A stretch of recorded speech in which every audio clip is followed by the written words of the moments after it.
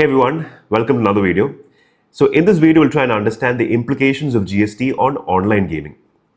The online gaming sector in India is a sunrise sector, it's a booming sector because right after COVID-19 in 2020, there's been an upward increase in the number of online users in the country.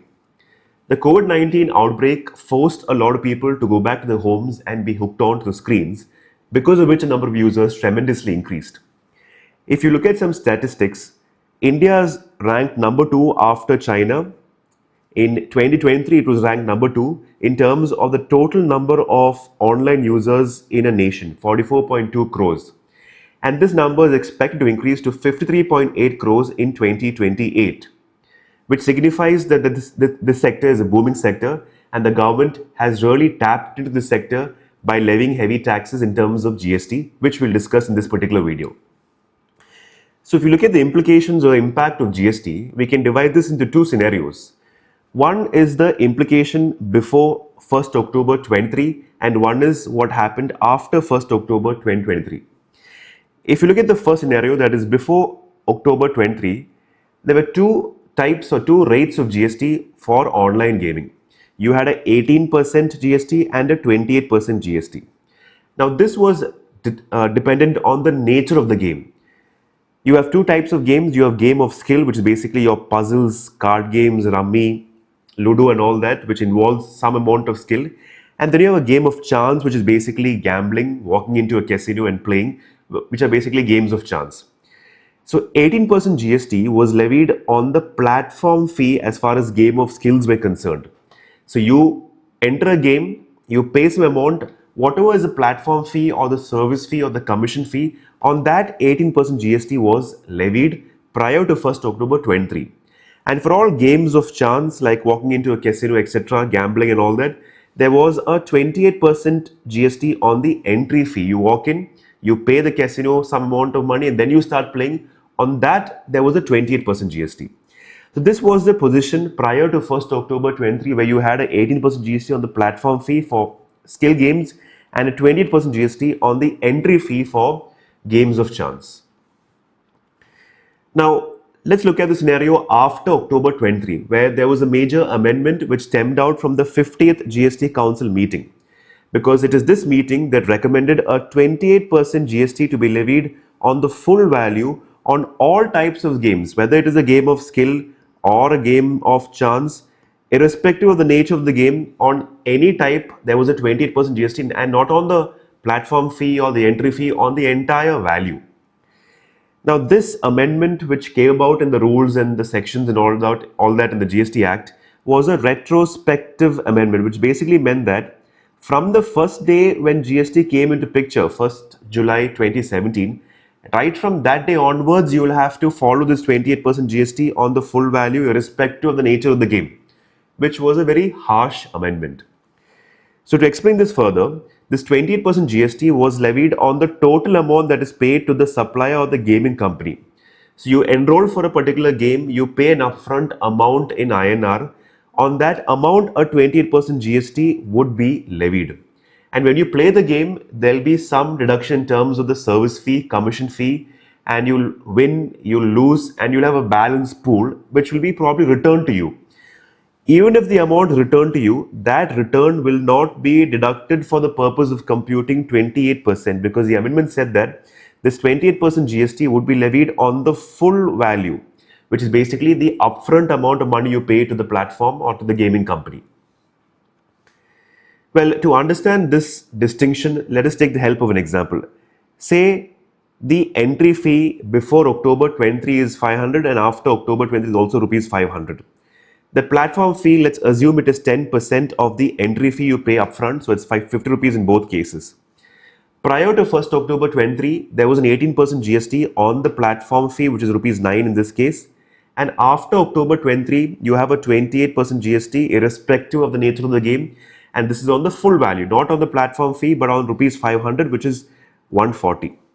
So here itself, you can find a stark difference in GST, because earlier it was only rupees 9 and now it is rupees 140, because of which the balance pool, that is basically your entry fee minus platform commission fee minus your tax amount, comes to 441 in the first case, and after 1st October it comes to 310.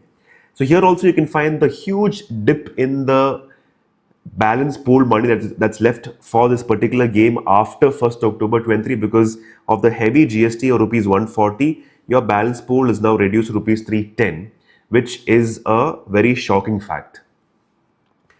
Well, the major concern, of course, was the fact that a heavy rate of GST, a high rate of GST was charged, number one. Number two, this was not charged prospectively, this was charged retrospectively from 1st of July 2017. That's right from the beginning, which basically replaces all the old amendments and all that, all the old rules and all that.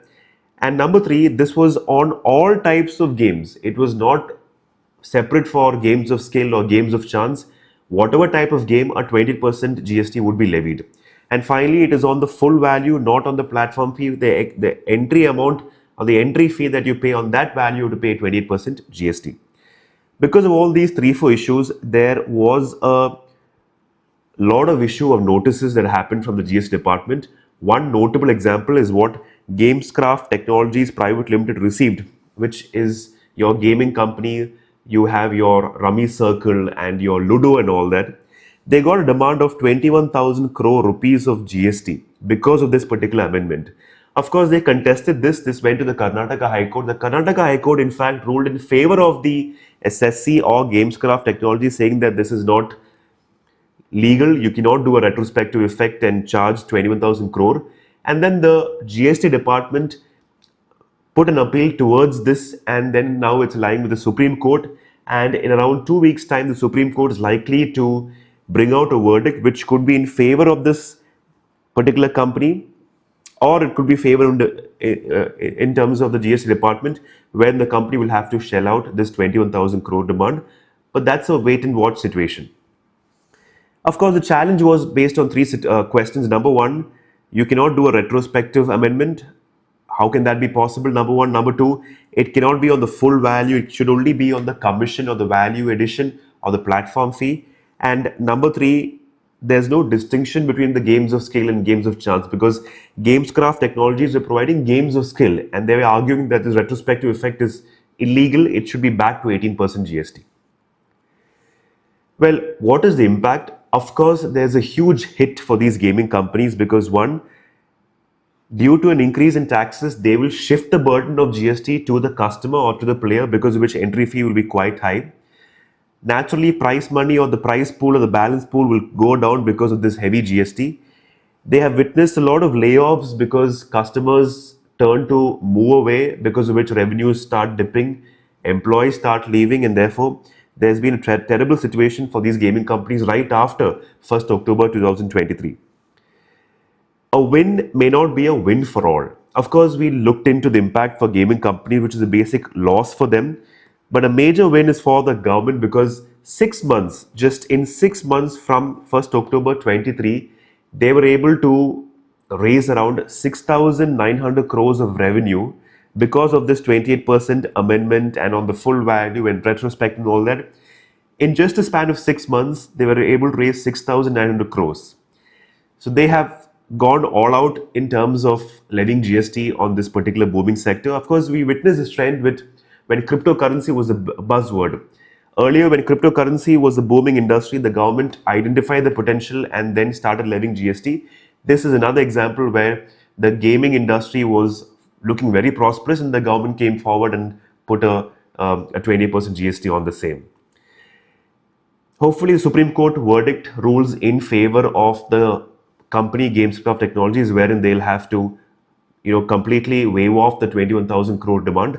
Otherwise, the gaming company will have to pay the same to the GST department. But let's wait and watch. I hope I was able to make things clear through this particular video. If you like the video, you could show the support to us by hitting the like button.